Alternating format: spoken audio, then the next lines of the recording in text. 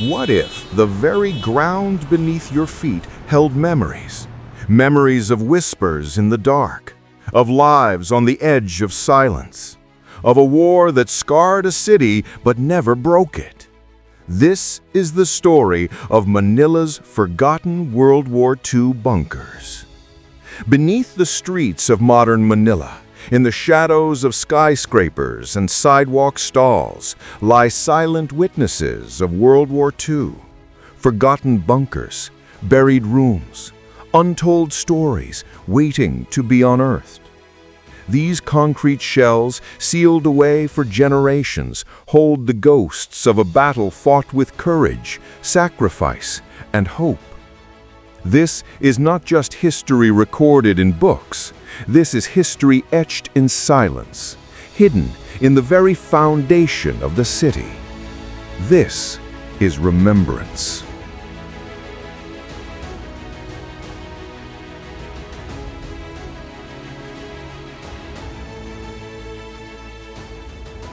Manila today is electric, a heartbeat of sound, color, and movement. We live fast, driven by commerce and conversation, focused on the bright, bustling world above ground. But beneath the noise lies a silence older than memory, a silence that began in the early 1940s, during one of the most devastating chapters in Philippine history. As imperial forces swept through the islands and the skies filled with the terror of relentless bombing, underground bunkers were carved into the city's soil. Some were dug for shelter, hastily built with whatever was at hand. Others were complex strongholds, places for command, for healing, and for secrets never spoken aloud. When bombs fell and skies turned to ash, these rooms held the final, fragile hopes of soldiers, nurses, families, even children. They were the last resort, the line between life and absolute silence. Some of these bunkers still exist today, concealed by overgrowth and forgotten architecture, hidden beneath schools, buried under office blocks, sealed behind thick walls of concrete, forgotten by time until someone stumbles upon them. Inside, the air is thick with dust and memory. Every object is a heavy relic: rusted helmets, ration tins, a single, small, leather shoe left behind, and sometimes names, scratched into the stone by hands that hope to leave a message, a final whisper before the light failed. A. Santiago. Not all war stories are told in textbooks. Some are etched in silence, carried by the smell of damp earth and the weight of forgotten air. One such name was A. Santiago, a 13-year-old boy who, in that brutal moment of history, became an unlikely soldier. He served as a courier for the Filipino resistance, carrying vital messages through the very tunnels that kept the city's secrets. He moved through a secret world, beneath patrol routes, between life and death. His path was a labyrinth of claustrophobic passages, navigated with nothing but a dim lantern and a faith stronger than fear. He survived, barely, but the war had taken a heavier toll than any bomb. It had stolen his childhood, his friends, and ultimately his voice. For decades, he spoke nothing of his tunnels or his missions. The memories were too heavy to carry. But his grandson, curious and determined, uncovered a forgotten notebook, a simple leather-bound journal that chronicled the buried truths of a war fought in whispers.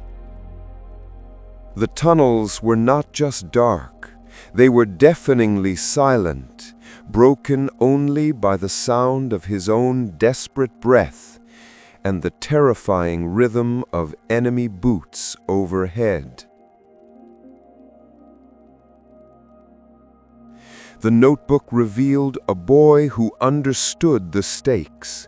If he was caught, the resistance would fail. If he stopped, the messages wouldn't get through. His small hands held the fate of many. A quiet heroicism, forged not in glory, but in necessity.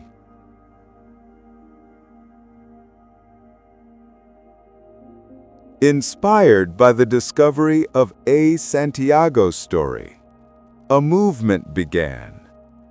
Across Manila, others started to search. Historians, students, and community volunteers joined the quiet quest for remembrance. They found hidden tunnels beneath city halls, trapdoors in backyards, forgotten command chambers near the river. With every discovery, new voices were heard. Nurses who stayed behind to care for the wounded. Resistance fighters who vanished without a name. Civilians who held the city's soul intact. One section revealed a makeshift hospital, complete with old medical supplies. A testament to the caregivers who refused to abandon their post. They turned bunkers into operating rooms. The ultimate breakthrough came when a final, sealed entrance was breached. A shaft of golden sunlight pierced the dust, scattering decades of darkness in seconds. These bunkers became more than rooms. They became monuments. Quiet, sacred echoes of a time we must never forget. To forget the past is to lose our way. But to remember, even the parts buried in dirt and shadow, is to give honor to those who walked before us. When we uncover these walls, we don't just find tragedy, we find tenacity. In the bunkers of Manila, we find not just war stories, but love stories, stories of sacrifice, stories of strength, and the kind of quiet heroism that lives on through generations. We gather now, young and old, to ensure these echoes never fade. These are more than walls. They are reminders of who we are, of what we've survived, of the incredible spirit that defines the Filipino nation. Because sometimes history whispers, and it's up to us to listen. The ground remembers, and now so do we.